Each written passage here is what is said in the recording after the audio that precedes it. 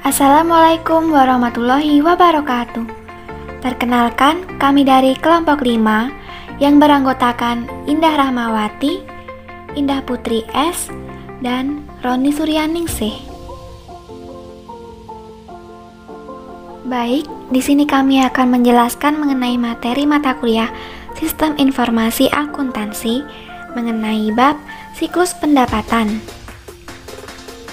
Menurut Romney dan Steinbart, siklus pendapatan adalah serangkaian aktivitas bisnis dan kegiatan pemrosesan informasi terkait yang terus berulang dengan menyediakan barang dan jasa ke para pelanggan dan menagih kas sebagai pembayaran dari penjualan tersebut.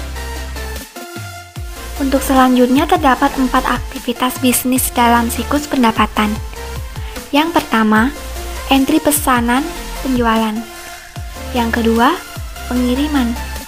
Yang ketiga, penagihan dan piutang usaha. Dan yang keempat, penerimaan kas. Yang pertama, entry pesanan penjualan. Maksud dari entry pesanan penjualan di sini yaitu suatu siklus pendapatan dimulai dengan adanya penerimaan pesanan dari pelanggan. Proses entry pesanan penjualan terdiri dari 3. Yang pertama, mengambil pesanan dari pelanggan. Yang kedua, persetujuan kredit. Dan yang ketiga, memeriksa persediaan. Yang kedua yaitu pengiriman. Yang dimaksud aktivitas pengiriman merupakan aktivitas yang bertujuan untuk memenuhi pesanan pelanggan dengan menyerahkan barang dagangan sesuai dengan keinginan pelanggan. Yang selanjutnya yaitu penagihan dan piutang usaha. Proses penagihan merupakan proses meringkas informasi dari entry pesanan penjualan dan aktivitas pengiriman. Dokumen dasar yang dibuat dalam proses penagihan adalah faktur penjualan yang memberitahu pelanggan mengenai jumlah yang harus dibayar dan kemana harus mengirim pembayarannya. Salah satu ancaman yang terkait dengan proses penagihan faktur adalah kegagalan untuk menagih pelanggan yang menyebabkan kerugian aset dan data yang salah mengenai penjualan, persediaan, dan piutang. Pengendaliannya yaitu pemisahan fungsi pengiriman dan penagihan. Untuk mengurangi resiko dari kegagalan yang tidak disengaja untuk menagih, sistem ERP perlu dikonfigurasikan secara teratur untuk membandingkan pesanan penjualan, kartu pengambilan, dan dokumen pengiriman dengan faktur penjualan untuk menghasilkan laporan pengiriman yang fakturnya belum dibuat. Kemudian yang selanjutnya yaitu piutang usaha. Fungsi piutang usaha bertanggung jawab kepada controller dengan melakukan 2 tugas dasar, yaitu menggunakan informasi dalam faktur penjualan untuk mendebit rekening pelanggan dan mengkredit rekening tersebut ketika pembayaran diterima. 2 cara dasar untuk memelihara piutang adalah metode faktur terbuka dan saldo maju. Dalam metode faktur terbuka, pelanggan biasanya membayar berdasarkan setiap faktur. Sedangkan pada metode saldo maju, para pelanggan biasanya membayar berdasarkan jumlah yang ditujukan dalam laporan bulanan, bukannya berdasarkan pada setiap faktur. Ancaman dari piutang usaha yaitu kesalahan dalam memelihara rekening pelanggan, sehingga dapat mengarah pada kerugian penjualan di masa depan dan juga dapat mengindikasikan kemungkinan pencurian kas. Pengendaliannya yaitu pengecekan edit entry data yang dapat meminimalkan risiko kesalahan dalam memelihara rekening pelanggan. Pembayaran pelanggan seringkali diproses dalam batch sehingga total batch dapat menyediakan sarana tambahan untuk mendeteksi kesalahan posting. Mengirim laporan rekening bulanan kepada setiap pelanggan, memberikan sebuah tinjauan independen tambahan atas akurasi dalam posting karena pelanggan akan mengomplain jika rekeningnya belum sesuai dikredit untuk pembayaran yang mereka kirimkan. Dalam sistem legasi, pengendalian penting lainnya untuk memverifikasi akurasi perbaruan terhadap piutang yang terdapat di rekonsiliasi catatan piutang buku besar pembantu dengan buku besar umum. Ancaman yang selanjutnya yaitu seorang pegawai mungkin menerbitkan memo kredit untuk menghapus saldo rekening untuk seorang teman atau menutupi pencurian kas atau persediaan. Pengendaliannya yaitu pemisahan tugas yang tepat dapat mengurangi risiko terhadap ancaman tersebut.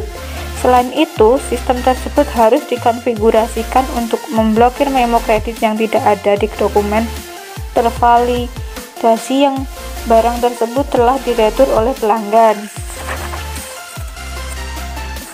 Yang terakhir yaitu penerimaan kas. Bagian kasir memiliki tanggung jawab guna melapor kepada bendahara, menangani kiriman pelanggan dan menyimpan di bank. Kas dan cek dari pelanggan sangat beresiko karena mudah dicuri. Solusinya adalah dengan meminta petugas bagian surat menyurat untuk mempersiapkan daftar pengiriman uang berupa dokumen yang mengidentifikasi nama dan jumlah kiriman dari pelanggan dan kemudian mengirimkan daftar tersebut kepada bagian piutang. Secara umum, penanganan uang dan cek dalam organisasi harus diminimalkan. Untuk meminimalkan risiko lebih lanjut atas penyalahgunaan kas atau cek yang diterima, 2 orang harus membuka seluruh surat yang masuk.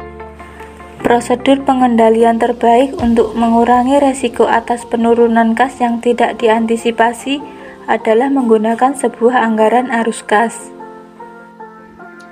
Fungsi terkait struktur pendapatan.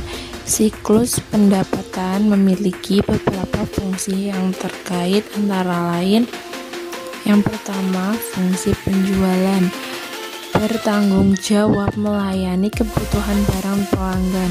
Fungsi penjualan mengisi dokumen order penjualan yang disebut sales order untuk memungkinkan fungsi gedung, dan fungsi pengiriman untuk melaksanakan penyerahan barang ke pelanggan.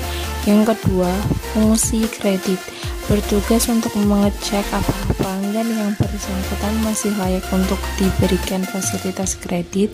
Transaksi penjualan saat tergantung pada fungsi kredit, karena sah atau tidaknya suatu sales order ditetapkan oleh fungsi tersebut. Selain itu, tembusan sales order diteruskan ke berbagai departemen.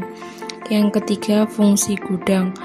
Fungsi gudang yaitu menyerahkan barang kepada bagian pengiriman untuk dikirim kepada pelanggan. Fungsi gudang mengeluarkan sejumlah barang dari gudang kepada bagian pengiriman berdasarkan tembusan sales order yang sering disebut dengan order pengiriman. Yang keempat, fungsi pengiriman. Fungsi pengiriman yaitu bertanggung jawab untuk mengirim barang kepada pelanggan. Bagian penjualan akan mengirimkan tembusan sales order yang biasa disebut dengan packing slip sebagai dokumen perintah untuk mengirimkan barang yang diterima dari bagian gudang kepada pelanggan. Setelah barang tersebut dikirim kepada pelanggan, fungsi pengiriman akan membuat nota pengiriman yang kemudian diserahkan kepada fungsi penagihan. Yang terakhir, fungsi akuntansi, bertanggung jawab untuk mencatat piutang atau penerimaan kas yang muncul dari transaksi penjualan. Fungsi akuntansi akan mencatat ke dalam file saldo pelanggan dan kemudian membukukannya ke dalam buku besar sebagai dasar pembuatan laporan.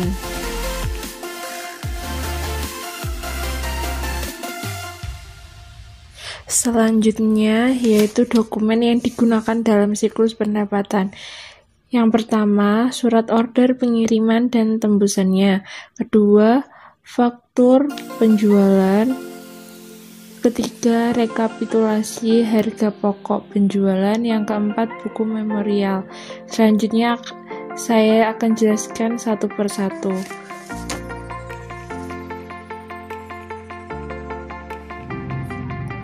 Dokumen yang digunakan dalam siklus pendapatan.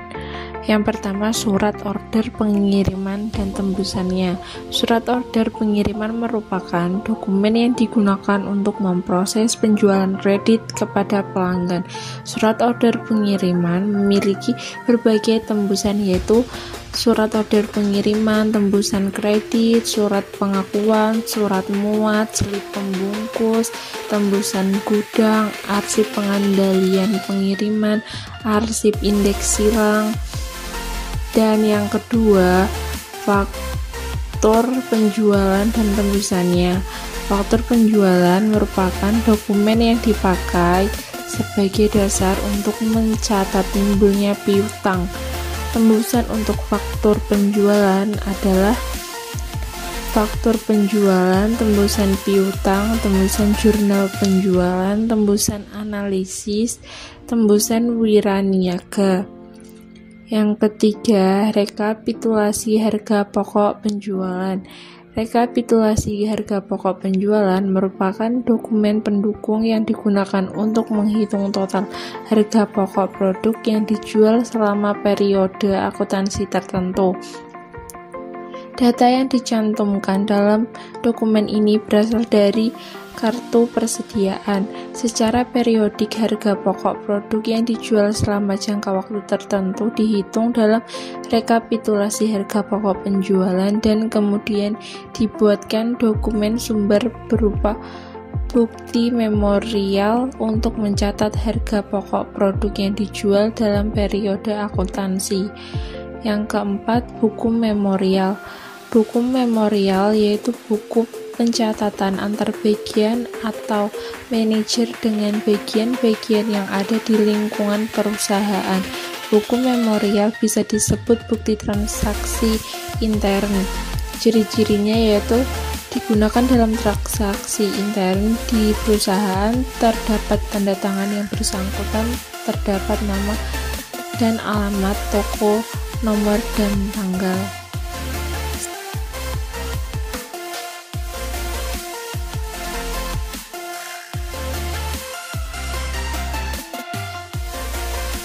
Sekian dan terima kasih.